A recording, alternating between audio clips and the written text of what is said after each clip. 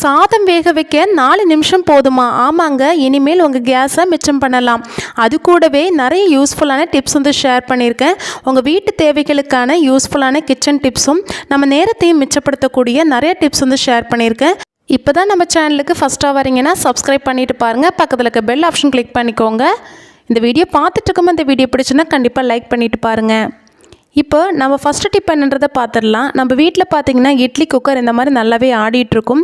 என்ன தான் சரி பண்ணாலும் சரி பண்ண முடியாது, நம்ம டைட் பண்ணாலும் நிற்காது. ஸோ அதுக்காக நான் என்ன பண்ணுறேன்னா, இந்த மாதிரி டேப்லெட் தீர்ந்து போன கவரில் பார்த்திங்கன்னா சின்னதாக ஒரு கவர் இருக்கும். அந்த கவரை என்ன பண்ணலான்னு இந்த ஸ்க்ரூவுக்கு பின்னாடி வச்சுட்டு நல்லா டைட் பண்ணிட்டோம் அப்படின்னா நல்லாவே டைட்டாக நிற்கும். நம்ம 2-3 வாஷ் கழிஞ்சாலும் நல்லாவே டைட்டாக நிற்கும், லூஸ் ஆகாது. ஸோ ட்ரை பண்ணி பாருங்கள்.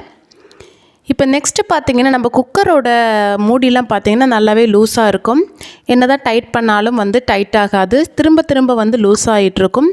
ஸோ அந்த மாதிரி இதுக்கும் கூட நீங்கள் இந்த மாதிரி டேப்லெட் கவரை வந்து அந்த ஹோல்டரில் வச்சுட்டு அதுக்கப்புறம் நீங்கள் ஸ்க்ரூவை வந்து நல்லா டைட் பண்ணி விட்டுட்டீங்க அப்படின்னா சூப்பராகவே வந்து டைட்டாக நிற்கும். குக்கரில் மட்டும் இல்லைங்க, நம்ம வீட்டில் நிறைய மூடியில் வந்து இந்த மாதிரி பிரச்சனை இருக்கும். ஸோ நீங்கள் இந்த டிப்பை வந்து கண்டிப்பாக ட்ரை பண்ணி பாருங்கள், நல்லாவே டைட் ஆயிரும். நெக்ஸ்ட்டு பார்த்தீங்கன்னா, நம்ம பேக்கில் ஹேண்ட் பேக்காக இருந்தாலும் சரி, ஸ்கூல் பேக்காக இருந்தாலும் சரி, இந்த மாதிரி ஜிப் வந்து நல்லாவே டைட் ஆயிரும். ஸோ அதை லூஸ் ஆக்கிறதுக்காக நம்ம என்ன பண்ணலான்னா, இந்த மாதிரி சோப் வந்து லேசாக வந்து இந்த ஜிப்பில் வந்து தடவி விட்டுக்கோங்க. இந்த மாதிரி தடவுறதுனால பார்த்தீங்கன்னா, நம்ம ஜிப் வந்து எவ்வளோ டைட்டாக இருந்தாலும் சீக்கிரமாகவே லூஸ் ஆயிரும். நீங்கள் சோப்புக்கு பதிலாக இந்த மாதிரி மெழுகுவத்திரி கூட இந்த மாதிரி ஜிப்பில் வந்து தடவி விட்டுக்கலாம். உங்கள் வீட்டில் அவசரத்தில் என்ன கிடைக்குதோ அதை நீங்கள் யூஸ் பண்ணிக்கோங்க. ரெண்டுமே வந்து பெஸ்ட் ரிசல்ட் கொடுக்கும். ஸோ உங்கள் வீட்டில் ஜிப்பு வந்து டைட்டாக இருந்ததுன்னா இந்த டிப் வந்து ட்ரை பண்ணி பாருங்கள்.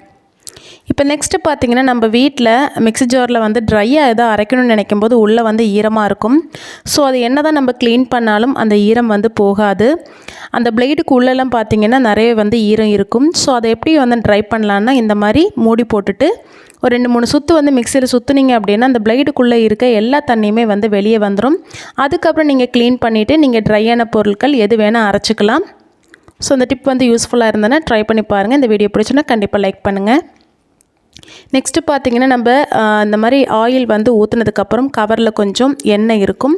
அதை வந்து எடுக்கிறது ரொம்பவே கஷ்டம். ஸோ நம்ம வடியை வச்சாலும் கீழே வந்து கவர் கீழே விழுந்துகிட்டே இருக்கும். ஸோ அதுக்காக என்ன பண்ணலான்னா, இந்த மாதிரி ஒரு கிளிப் எடுத்துக்கலாம். அதில் டபுள் சைடு டேப் வந்து ஒட்டிக்கோங்க.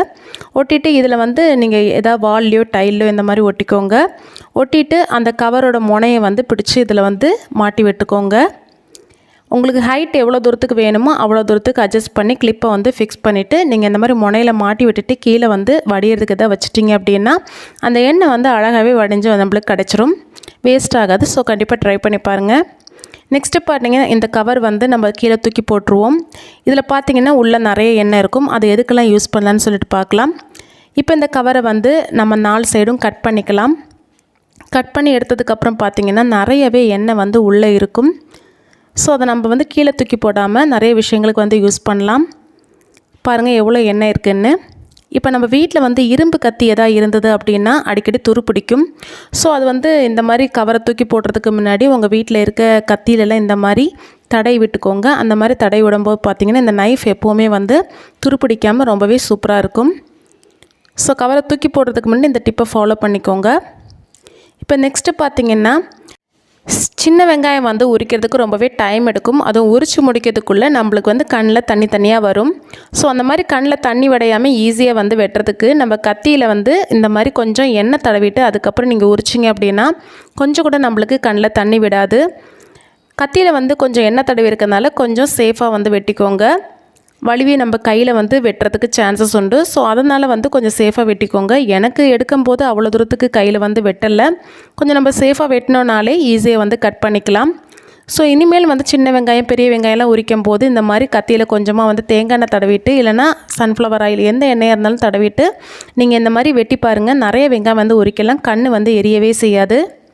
நெக்ஸ்ட்டு பார்த்திங்கன்னா, நம்ம வீட்டில் இந்த மாதிரி இரும்பு தோசைக்கல் இருக்கும். அடிக்கடி வந்து துருப்பிடிச்சி போயிடும். அந்த மாதிரி துருப்பிடிச்சி போகாமல் இருக்கிறதுக்கு அடிக்கடி இந்த மாதிரி சீசனிங் பண்ணி வச்சுக்கோங்க. அதுக்கு இந்த மாதிரி நம்ம தூக்கி போடுற எண்ணெய் கவரை இந்த மாதிரி கட் பண்ணிவிட்டு இந்த மாதிரி தடவி விட்டுக்கோங்க. தடவி விட்டுட்டு ஒரு பிளாஸ்டிக் கவர் போட்டு நீங்கள் கெட்டி வச்சுட்டிங்கன்னா எறும்பு பல்லி எதுவுமே வந்து நக்காது. அது மட்டும் இல்லாமல் நம்மளுக்கு தோசைக்கல்லும் நல்லாவே வந்து துருப்பிடிக்காமல் ஃப்ரெஷ்ஷாக இருக்கும். நம்மளுக்கு அடுத்து தோசை போடும்போது சூப்பராகவே வரும். ஸோ இந்த மாதிரி தடவி வைக்கிறதுனால பார்த்திங்கன்னா நம்மளுக்கு அடிக்கடி தோசை ஊற்றும் போது தோசை வந்து பிஞ்சு போகிற பிரச்சனை இருக்கும். ஸோ அந்த பிரச்சனை எதுவுமே இருக்காது. ஈஸியாக நம்மளுக்கு அழகாக வந்து சூப்பராக தோசை சுடலாம். நெக்ஸ்ட்டு பார்த்திங்கன்னா இந்த மாதிரி நம்ம ப்ரெஷ் வந்து பழைய ப்ரெஷ் வந்து நிறைய இருக்கும். ஸோ அதை தூக்கி போடாமல் இப்படி ரீயூஸ் பண்ணலான்னு சொல்லிட்டு பார்க்கலாம். அதுக்கு நான் இந்த மாதிரி அந்த மேல் பக்கத்தில் உள்ள ப்ரெஷ்ஷை வந்து கட் பண்ணி வந்து எடுத்துக்கிறேன். அதுக்கு ஒரு கத்தி சூடு பண்ணிவிட்டு இந்த மாதிரி மேல் பக்கத்தை கட் பண்ணி எடுத்துக்கோங்க. கொஞ்சம் சேஃபாக வந்து கட் பண்ணிக்கோங்க, கையில் வந்து படுறதுக்கு சான்சஸ் உண்டு. இப்போ கட் பண்ணி எடுத்ததுக்கப்புறம் இந்த கழுத்து பாகம் இருக்கும் இல்லையா, அதை வந்து நம்ம கொஞ்சமாக வந்து அடுப்பில் வந்து சூடு காட்டிக்கலாம். ஸ்டவ்வை வந்து ஆன் பண்ணிவிட்டு இந்த மாதிரி மேல் பக்கத்தை காட்டினீங்கன்னா நல்லாவே வந்து சூடாயிரும். அந்த சூடானதுக்கப்புறம் நம்ம ஜஸ்ட்டு வளைச்சாலே நல்லா வந்து பெண்டாகி வரும். ஸோ இந்த மாதிரி எதாவது வச்சு இந்த மாதிரி வளைச்சி விட்டுக்கோங்க. ஸோ இந்த மாதிரி வளைக்கும்போது பார்த்திங்கன்னா ஒரு ஊக் மாதிரி நம்மளுக்கு கிடைக்கும். ஸோ இதை நம்ம எதுக்கு யூஸ் பண்ணலாம் அப்படின்னா, இந்த மாதிரி டபுள் சைடு டேப் போட்டுட்டு நம்ம எங்கேயாவது வந்து ஒட்டி வச்சிட்டோம் அப்படின்னா இதில் பார்த்திங்கன்னா நம்ம சின்ன சின்ன பொருள்லாம் வந்து ஹேங் பண்ணலாம். கொஞ்சம் வெயிட்லெஸ்ஸான பொருளாக இருந்ததுன்னா இதில் வந்து ஹேங் பண்ணி விட்டுக்கலாம். சின்ன சின்ன கீ செயின், அது மட்டும் இல்லாமல் குழந்தைங்களோட ஏதாவது ஐடி கார்டு அந்த மாதிரி பொருட்கள் கூட நீங்கள் ஹேங் பண்ணலாம். பார்த்திங்கன்னா ரொம்பவே ஸ்ட்ராங்காக நிற்கும். நீங்கள் செவர்லலாம் ஓட்டினீங்கன்னா கொஞ்சம் கூட ஸ்ட்ராங்காக நிற்கும். நம்ம நெயில் கட்ரு இந்த மாதிரி சின்ன சின்ன குட்டி குட்டி பொருட்கள்லாம் வந்து நம்மளுக்கு ஆர்கனைஸ் பண்ணுறதுக்கும் ஹேங் பண்ணுறதுக்கும் யூஸ் பண்ணலாம். ஸோ இந்த மாதிரி நிறைய ப்ரஷ் இருந்ததுன்னா இந்த மாதிரி நீங்கள் லைனாக அடுக்கிட்டு நிறைய பொருட்கள் வந்து இந்த மாதிரி ஹேங் பண்ணி விட்டுக்கலாம். நெக்ஸ்ட்டு பார்த்திங்கன்னா நம்ம ஹேண்ட்பேக் உள்ள பாட்டில் வச்சோம் அப்படின்னா தண்ணி வந்து லீக் ஆகிட்டே இருக்கும். ஸோ அது லீக் ஆகிறது பார்த்திங்கன்னா இந்த மாதிரி கேப்லேருந்து தான் வரும். ஸோ அது லீக் ஆகாமல் இருக்கிறதுக்கு இந்த மாதிரி 2 ரப்பர் பேண்ட் வந்து எடுத்துக்கோங்க. எடுத்துகிட்டு இந்த மாதிரி அந்த வாய் பக்கத்தில் வந்து சுற்றி விட்டுக்கோங்க. விட்டுட்டு அதுக்கப்புறம் நீங்கள் வந்து அதுக்கு மேலே அந்த கேப் வந்து மூடினீங்க அப்படின்னா நல்லாவே டைட்டாக நிற்கும். நீங்கள் ட்ராவல் பண்ணும்போது தண்ணி எடுத்துகிட்டு போகும்போது கீழே ஊற்றாமல் இருக்கணும்னா கண்டிப்பாக இந்த டிப் வந்து ஃபாலோ பண்ணிக்கோங்க. எவ்வளோ தான் சரித்தாலும் நம்மளுக்கு தண்ணி வந்து கீழே லீக்கேஜ் ஆகாது.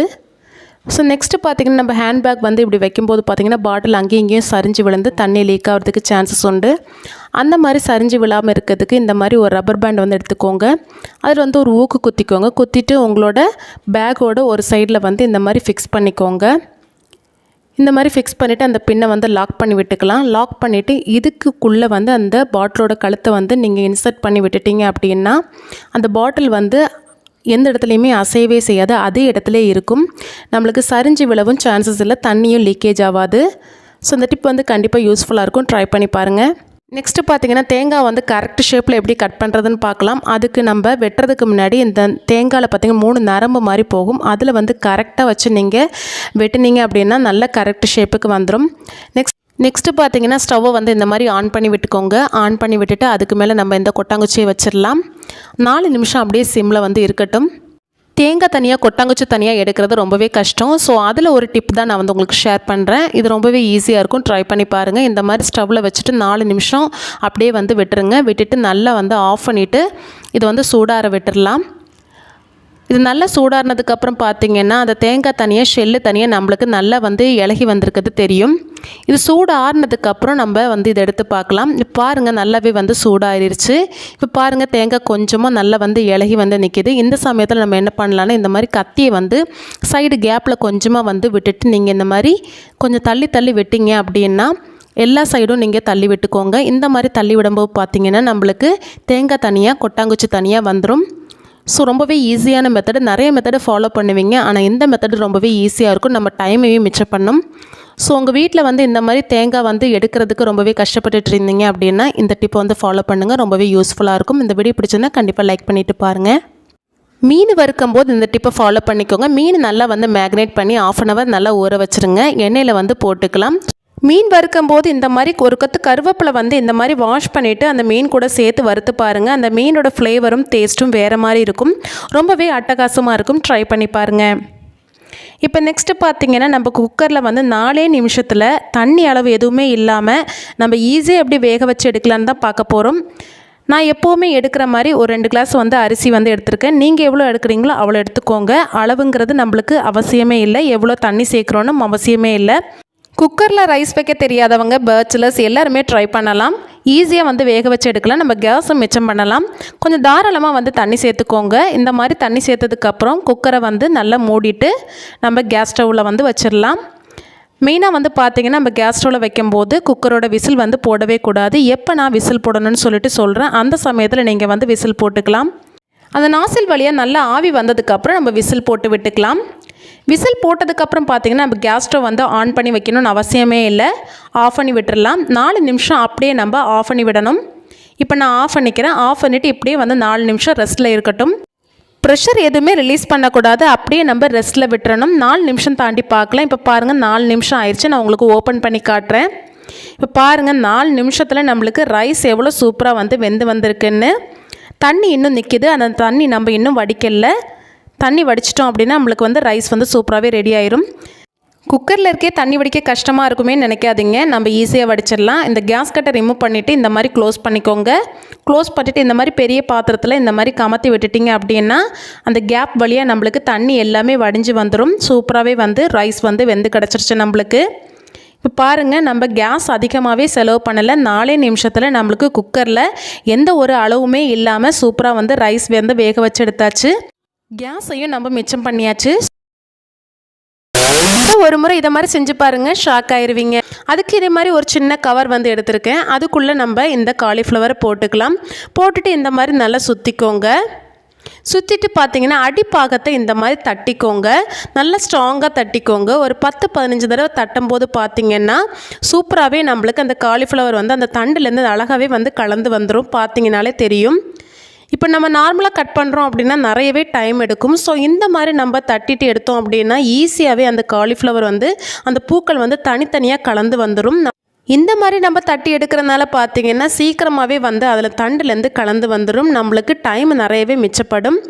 இப்போ நம்ம இதை என்ன பண்ணலான்னா சின்ன சின்ன பூக்களாக நம்ம பிச்சு எடுத்துக்கலாம். நம்ம நார்மலாக வந்து க்ளீன் பண்ணுறோம் அப்படின்னா நிறையவே டைம் எடுக்கும். ஸோ இந்த மாதிரி நீங்கள் தட்டி எடுத்துகிட்டு அதுக்கப்புறம் பூக்களை வந்து உதிர்த்து போட்டிங்கன்னா நிறையவே வந்து டைம் வந்து சேவ் ஆகும் நம்மளுக்கு. நெக்ஸ்ட்டு பார்த்திங்கன்னா நம்ம இதை க்ளீன் பண்ணுறதுக்கு ஒரு பாத்திரத்தில் தண்ணி வச்சுட்டு கொஞ்சமாக உப்பும் மஞ்சத்தூளும் போட்டுக்கலாம். இந்த தண்ணி நல்லா கொதித்து நல்லா சூடாகிற வரைக்கும் வெயிட் பண்ணலாம். நெக்ஸ்ட் இந்த காலிஃப்ளவர் பிரியாணி செய்கிறதுக்கு கொஞ்சமாக கேரட் தேவை. அதை எப்படி நம்ம சின்ன சின்னதாக வந்து ஈஸியாக கட் பண்ணலான்னு சொல்லிட்டு பார்க்கலாம். அதுக்கு இந்த மாதிரி ஒரு சின்ன மிக்ஸி ஜாரில் வந்து போட்டுட்டு இந்த மாதிரி கட் பண்ணி போட்டுக்கோங்க. கட் பண்ணிவிட்டு இதை மூடி போட்டு 2 பல்ஸ் வந்து நீங்கள் மிக்சியில் வந்து அடித்து எடுத்துட்டிங்க அப்படின்னா ஈஸியாகவே நம்மளுக்கு சின்ன சின்னதாக கட்டாகி வந்துடும். இப்போ பார்த்திங்கன்னா நம்ம பொரியல் செய்யும்போது கூட இந்த டிப்பை வந்து ஃபாலோ பண்ணிக்கலாம். ரொம்பவே யூஸ்ஃபுல்லாக இருக்கும். நெக்ஸ்ட்டு இந்த காலிஃப்ளவரை வந்து அதில் உள்ள பூச்சிகள்லாம் நம்ம செத்து போகிறதுக்கு இந்த மாதிரி நம்ம சூடான மஞ்சள் உப்பு கலந்த தண்ணியில் நம்ம போட்டுட்டோம் அப்படின்னா ஏதாவது புழு பூச்சி இருந்ததுன்னா செத்து போயிடும். அதுக்கப்புறம் நம்ம இதை தண்ணியை கீழே ஊற்றிட்டு நல்லா வாஷ் பண்ணி எடுத்துட்டோம் அப்படின்னா சுத்தமாகவே காலிஃப்ளவர் க்ளீன் ஆகி வந்துடும். நெக்ஸ்ட்டு பார்த்திங்கன்னா நம்ம காலிஃப்ளவர் பிரியாணி செய்கிறதுக்கு வெங்காயம் வெட்டுவோம். ஸோ நிறைய வெங்காயம் வெட்டும்போது கண்ணி எரியும். ஸோ அப்படி கண்ணி எரியாமல் இருக்கிறதுக்கு இந்த கத்தியில் பார்த்திங்கன்னா கொஞ்சமாக நீங்கள் எண்ணெய் தடவிட்டு அதுக்கப்புறம் நீங்கள் வெங்காயம் வெட்டினீங்க அப்படின்னா கடைசி வரைக்கும் உங்களுக்கு கண்ணி எரியவே செய்யாது. எண்ணெய் தடவி இருக்கோமே, ஸோ கையில் வந்து வெட்டிடுமான்னு பயப்படாதீங்க. அப்படி ஒன்றும் வெட்டாது. நம்ம ஹேண்டில் பிடிச்சி தான் வெட்டுவோம். ஸோ அதனால் நம்மளுக்கு கையில் வெட்டுறதுக்கு சான்ஸ் குறைவு. இருந்தாலும் கொஞ்சம் பார்த்து பத்திரமா வெட்டிக்கோங்க. இந்த மாதிரி வெட்டும்போது பார்த்திங்கன்னா எவ்வளோ வெங்காயமாக இருந்தாலும் நம்ம ஈஸியாக வந்து வெட்டிடலாம். ஸோ பிரியாணியில் செய்யும்போது நிறைய வெங்காயம் வெட்டுவோம். ஸோ இந்த டிப்பை வந்து ஃபாலோ பண்ணிக்கோங்க.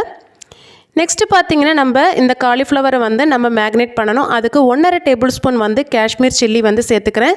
கொஞ்சமாக கரம் மசாலா சேர்த்துக்கிறேன். அதுக்கப்புறம் 2 டேபிள் ஸ்பூன் வந்து அரிசி மாவு சேர்த்துக்கிறேன். ஒரு 2 டேபிள் ஸ்பூன் வந்து கார்ன்ஃப்ளவர் மாவு சேர்த்துக்கிறேன். அதுக்கப்புறம் இதுக்கு தேவையான உப்பு சேர்த்துக்கலாம். இது எல்லாமே சேர்த்துட்டு நம்ம நல்லா வந்து மிக்ஸ் பண்ணி எடுத்துக்கலாம். இந்த சமயத்தில் நீங்கள் இஞ்சி பூண்டு சேர்க்குறதா இருந்தாலும் சேர்த்துக்கோங்க. சேர்த்துட்டு தண்ணி ஊற்றி நல்லா வந்து மிக்ஸ் பண்ணிவிட்டு ஒரு 1/2 hour நல்லா வந்து ஊற வச்சு எடுத்துக்கோங்க. அதுக்கப்புறம் இதை நம்ம ஃப்ரை பண்ணி எடுக்கணும். இப்போ நம்ம பிரியாணி செய்ய ஆரம்பிச்சிடலாம். அதுக்கு ஒரு குக்கரில் 3 டேபிள் ஸ்பூன் வந்து எண்ணெய் சேர்த்துக்கலாம். கொஞ்சமாக பெருஞ்சீரகம் சேர்த்து நல்லா பொரிச்சு எடுத்துக்கோங்க. அதுக்கப்புறம் இதில் பார்த்தீங்கன்னா பிரியாணி இலை 2 சேர்த்துக்கிறேன். அதுக்கப்புறம் 2 பட்டை, 2 ஏலக்காய், 3 கிராம்பு இது இவ்வளவும் சேர்த்து நல்லா வந்து ஃப்ரை பண்ணி விட்டுக்கோங்க. அதுக்கப்புறம் பொடியாக நறுக்குன 2 வெங்காயம் வந்து சேர்த்துக்கலாம்.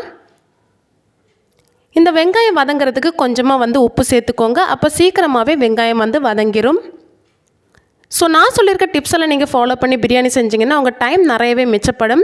ஸோ நீங்கள் இந்த டிப்பை வந்து ஃபாலோ பண்ணி ட்ரை பண்ணி பாருங்கள். பிரியாணி வைக்கிறது ஈஸியாகவே முடிஞ்சிடும். குயிக்காக முடிச்சிடலாம்.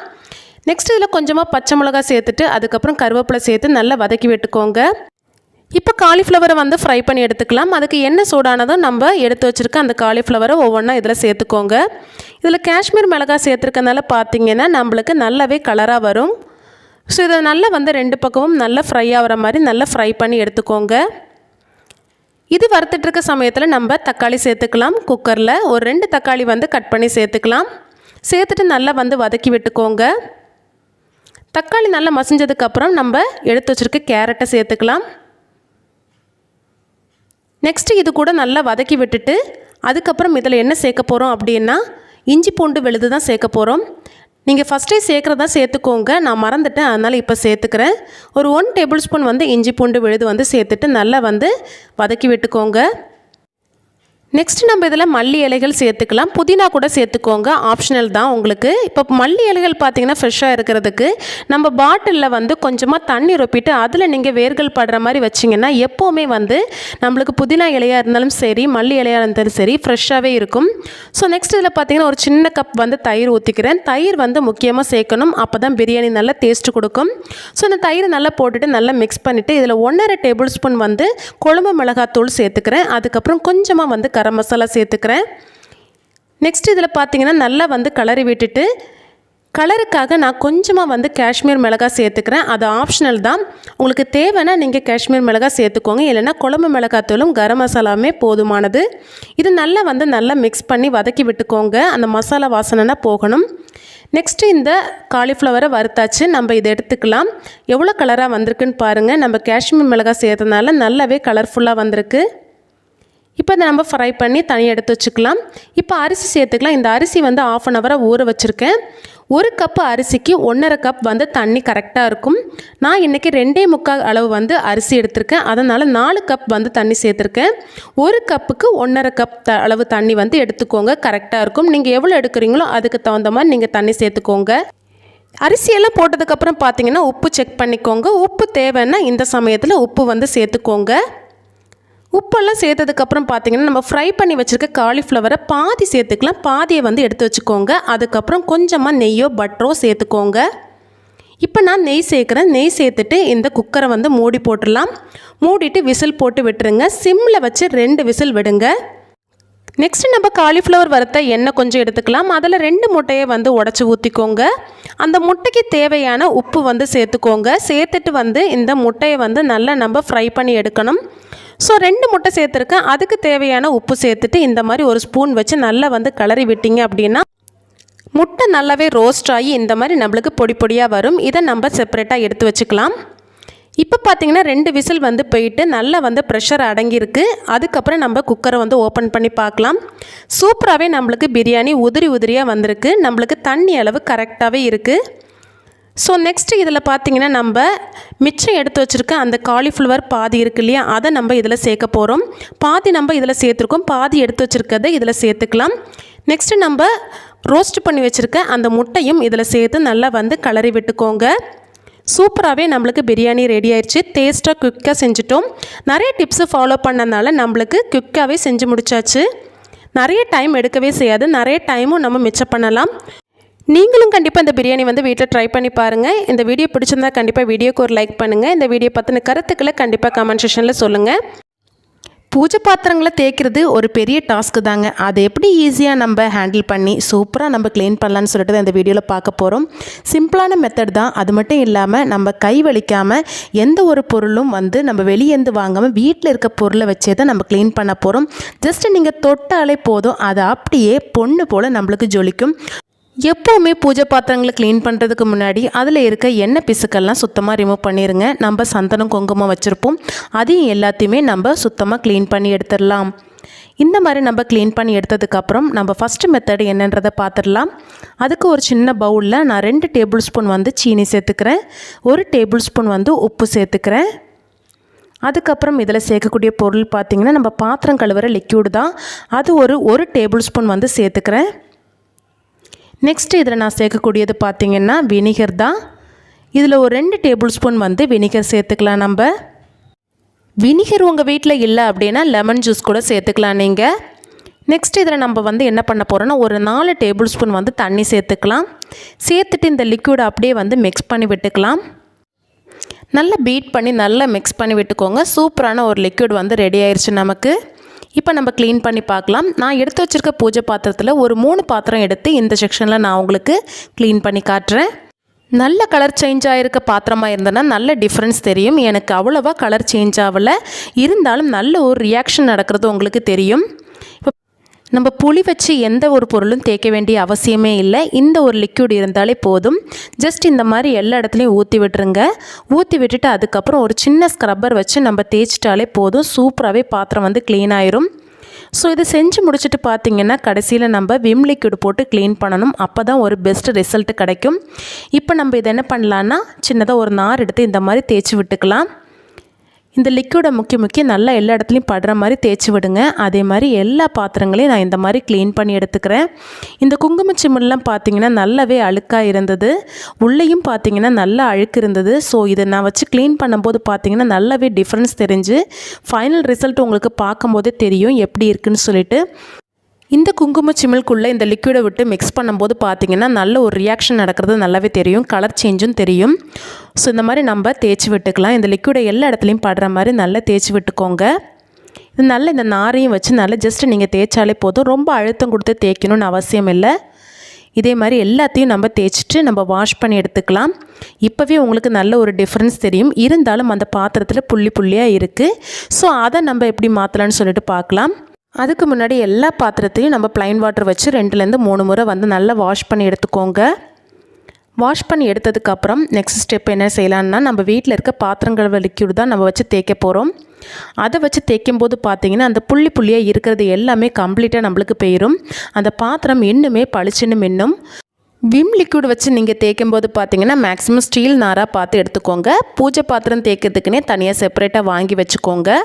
இந்த மாதிரி நம்ம இந்த லிக்விட் வச்சு தேய்க்கும் போது பார்த்தீங்கன்னா நல்ல ஒரு டிஃப்ரென்ஸ் தெரியும். இந்த குங்குமச்சிமிலுக்கு உள்ளெல்லாம் பார்த்தீங்கன்னா எவ்வளோ அழுக்கு இருந்தது, இப்போ பாருங்கள் நல்லாவே சுத்தமாக க்ளீன் ஆயிடுச்சு. இப்போ வாஷ் பண்ணி காட்டுறேன், உங்களுக்கு நல்லாவே தெரியும். அந்த புள்ளி புள்ளியாக டாட்டாக இருந்தது எல்லாமே நம்மளுக்கு போயிருச்சு. பூஜை பாத்திரங்களை இனிமேல் மணிக்கணக்காக இருந்து தேய்க்க வேண்டிய அவசியமே இல்லை. ஜஸ்ட் ஒரு 5 மினிட்ஸ் இருந்தாலே இந்த மாதிரி நம்ம சுத்தமாக க்ளீன் பண்ணி எடுத்துடலாம். வாரத்தில் ஒரு முறை இல்லைன்னா 2 வாரத்துக்கு ஒரு முறை இந்த மாதிரி ட்ரை பண்ணுங்கள். சூப்பராக உங்களுக்கு க்ளீன் ஆயிரும். ஃபஸ்ட்டு மெத்தடே ரொம்பவே ஈஸியான மெத்தட் தான். செகண்ட் மெத்தட் என்னன்றதை பார்த்துடலாம். அதுக்கு ஒரு பாத்திரத்தில் வந்து 2லேருந்து 3 டேபிள் ஸ்பூன் வந்து கடலை மாவு எடுத்திருக்கேன். அதில் பார்த்திங்கன்னா 1 டேபிள் ஸ்பூன் வந்து உப்பு சேர்த்துக்கலாம். அதுக்கப்புறம் புளிச்ச தயிராக பார்த்து ஒரு 3 டேபிள் ஸ்பூன் வந்து சேர்த்துக்கோங்க. புளிக்காத தயிர் எடுக்காதீங்க, கொஞ்சம் புளிச்ச தயிராக பார்த்து 3 டேபிள் ஸ்பூன் வந்து சேர்த்துக்கோங்க. நெக்ஸ்ட் இதில் பார்த்திங்கன்னா ஒரு பாதி லெமன் வந்து புழிஞ்சு ஊற்றிக்கலாம். நல்ல ஜூஸ் உள்ள லெமனாக பார்த்து எடுத்துக்கோங்க. அதை அப்படியே வந்து புழிஞ்சு ஊற்றிக்கோங்க. நெக்ஸ்ட் இதில் ஒரு 1/2 டீஸ்பூன் வந்து மஞ்சத்தூள் வந்து சேர்த்துக்கிறேன். சேர்த்துட்டு நல்லா வந்து ஒன்றோட ஒன்று மிக்ஸ் பண்ணி எடுத்துக்கலாம். நெக்ஸ்ட் இதை மிக்ஸ் பண்ணுறதுக்காக நான் தண்ணி எதுவுமே சேர்க்க போகிறதில்ல, கொஞ்சமாக வந்து வினிகர் தான் சேர்க்க போகிறேன். சேர்த்துட்டு நல்லா வந்து இதை ஒரு பேஸ்ட் பருவத்தில் இதை வந்து மிக்ஸ் பண்ணி எடுத்துக்கோங்க. இது பார்த்திங்கன்னா நம்ம ஃபேஸுக்கு போடுற ஃபேஷியல் க்ரீம் மாதிரி இருக்கும்.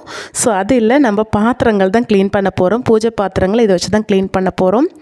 நம்ம முகத்துக்கு எப்படி ஃபேஷியல் போடுவோமோ அதை மாதிரி நம்ம பூஜை பாத்திரங்களுக்கு நம்ம இந்த பேஸ்ட்டை வந்து தேய்ச்சி விட்டுக்கலாம். அதுக்கு இந்த மாதிரி ஆயில் தடவர இந்த ப்ரஷ் இருக்கும் இல்லையா, அதை நம்ம எடுத்து இந்த மாதிரி எல்லா இடத்துலையும் படுற மாதிரி நல்லா ஸ்ப்ரெட் பண்ணி தேய்ச்சி விட்டுக்கோங்க. இது நல்லா தேய்ச்சிட்டு இது ஒரு 5லேருந்து 10 நிமிஷம் அப்படியே ஊற விடணும். இப்போ எல்லா பாத்திரங்களையும் நம்ம தேய்ச்சாச்சு. இது ஒரு 5 நிமிஷம் தாண்டி நம்ம திரும்பி தேய்க்கலாம். அப்போ தேய்க்கும் போது இந்த மாதிரி லெமனோட தோல் எடுத்து ஃபஸ்ட்டு நீங்கள் ஒரு முறை எல்லா பாத்திரங்களையும் தேய்ச்சி விட்டுக்கோங்க. இந்த மாதிரி தேய்க்கும் போது பார்த்திங்கன்னா அதில் இருக்க அழுக்கு ஒரு மாதிரி கலர் சேஞ்சஸ் ஆகிருக்கிறதெல்லாம் எல்லாமே நம்மளுக்கு சூப்பராகவே ரிமூவ் ஆயிரும், புதிய பாத்திரங்களாக ஜொலிக்கும். இப்போ எலுமிச்சம்பழத்தோலை வச்சு தேய்ச்சதுக்கப்புறம் நெக்ஸ்ட்டு வந்து இந்த மாதிரி ஸ்டீல் ஸ்க்ரப்பர் வச்சு நீங்கள் தேய்ச்சி விட்டுக்கோங்க. இப்போ பாத்திரம் பாருங்கள் நல்லாவே வந்து சூப்பராக க்ளீனாகி வந்துட்டுருக்கு. இப்போ நல்லா வந்து இப்போ தேய்ச்சிட்டு நல்லா கழுவி காட்டுறோம் உங்களுக்கு. இப்போ பாருங்கள் நல்லா சுத்தமாக நம்மளுக்கு க்ளீன் ஆயிடுச்சு.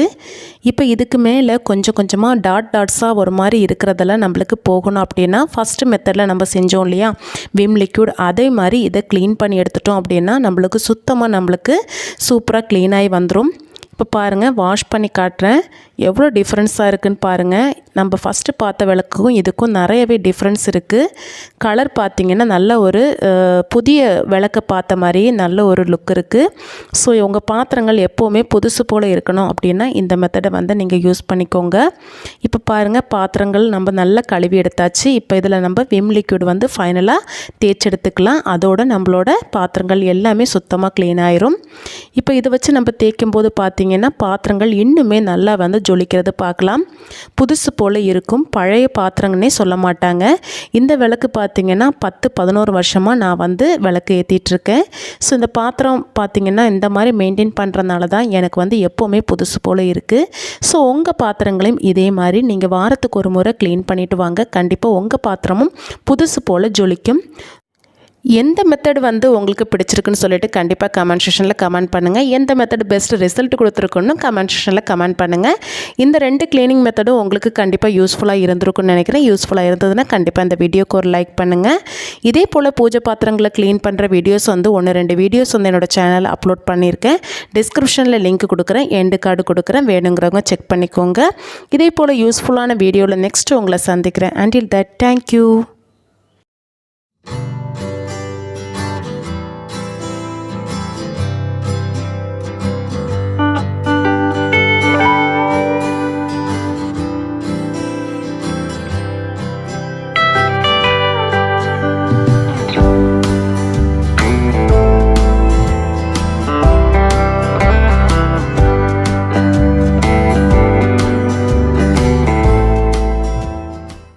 நம்ம வீட்டில் முட்டை பொரிச்சதுக்கப்புறம் முட்டைத்தோடுகளை வேணான்னு சொல்லி தூக்கி போடாமல் இந்த மாதிரி நீங்கள் சேகரித்து வச்சிங்கன்னா நம்ம வீட்டில் இருக்க பல்லி, பாச்சா, எலி அது மட்டும் இல்லாமல் ஈக்கள் கூட நம்ம ஈஸியாக துரத்திடலாம்.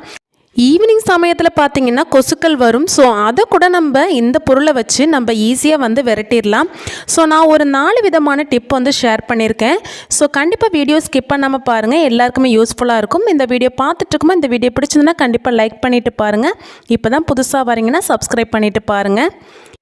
சேகரித்து வச்ச முட்டைத்தோடுகளை இந்த மாதிரி ஒரு பவுலில் கைகளை வச்சு இந்த மாதிரி நுணுக்கி விட்டுக்கோங்க. நம்ம பவுடர் ஃபார்மில் மாற்றணும்னு அவசியம் இல்லை. நம்ம இந்த மாதிரி நுணுக்கி விட்டாலே போதும். நம்மளுக்கு இந்த டிப்புக்கு வந்து ஓகேவாக இருக்கும். ஸோ இப்போ இது எல்லாத்தையும் நம்ம நுணுக்கி இந்த மாதிரி எடுத்துக்கலாம் முட்டைத்தோடுகளை.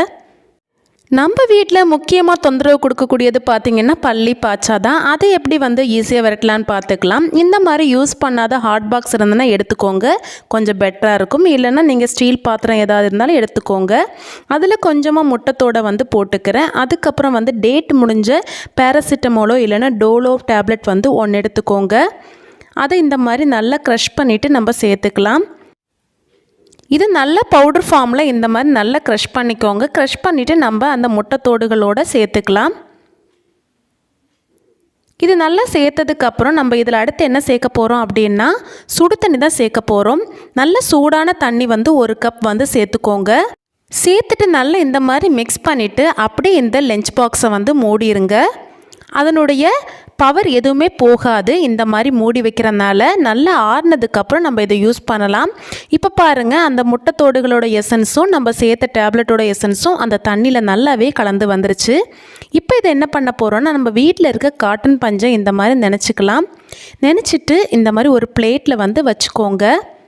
இந்த மாதிரி நம்ம நினச்சிட்டு எந்த இடத்துலலாம் பல்லி, கரப்பாம்பூச்சி தொல்லை இருக்கோ அந்த இடத்துலலாம் வச்சு விட்டுட்டிங்க அப்படின்னா அந்த தண்ணியை குடிக்கிறதுக்காக அந்த பல்லியும் கரப்பாம்பூச்சியும் வரும். அதை குடிச்சிட்டு அதுக்கு வயிறில் பிரச்சனைகள் உண்டாகும். அதனால் அதுக்கு பராணம் வந்து தண்ணி குடிக்க போகும், போகிற வழியிலே செத்து போயிடும். ஸோ நம்ம வீட்டில் வந்து சாகாது, கொஞ்சம் தூரத்தில் போய் தான் செத்து போகும். ரொம்பவே அருமையான டிப்ஸு. கண்டிப்பாக ட்ரை பண்ணி பாருங்கள். வாரத்தில் 2 முறை ட்ரை பண்ணுங்கள். ஆட்டோமேட்டிக்காக உங்கள் வீட்டில் வந்து பல்லி, கரப்பாம்பூச்சி வந்து தொந்தரவு இருக்கவே செய்யாது. நெக்ஸ்ட் டிப்புக்கு பார்த்திங்கன்னா இந்த மாதிரி ஒரு பாத்திரத்தில் கொஞ்சமாக வந்து கோல்கேட் வந்து சேர்த்துக்கிறேன். சேர்த்ததுக்கப்புறம் இதில் நான் சேர்க்கக்கூடியது சோடா பொடி தான் சேர்க்க போகிறேன். அது ஒரு 1 டேபிள் ஸ்பூன் வந்து சேர்த்துக்கலாம். அதுக்கப்புறம் இதில் நம்ம என்ன சேர்க்க போகிறோம் அப்படின்னா டெட்டாயில் தான் சேர்க்க போகிறோம். ஒரு அரை மூடியிலேருந்து 1 மூடி வரைக்கும் சேர்த்துக்கோங்க.